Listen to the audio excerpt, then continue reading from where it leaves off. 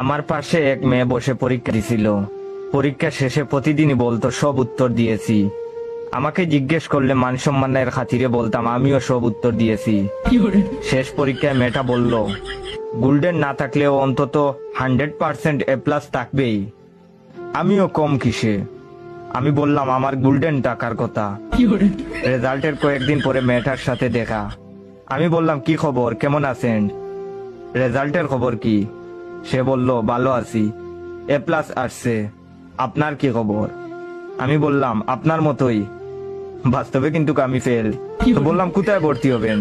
সে বলল আশা তো আছে ঢাকা বিশ্ববিদ্যালয়। আপনার? আমি বললাম ইনশাল্লাহ বুয়েট অথবা বুটেক্স। সে বলল ওকে, ভালো থাকেন। আমিও বললাম ওকে। দুঃখের কপাল, পরের বছর আমি পদার্থ বিজ্ঞান আবার পরীক্ষা দিতে গিয়ে দেখি সেই মেয়েটা আমার আগে এসে বসে আছে পরীক্ষা দেওয়ার জন্য।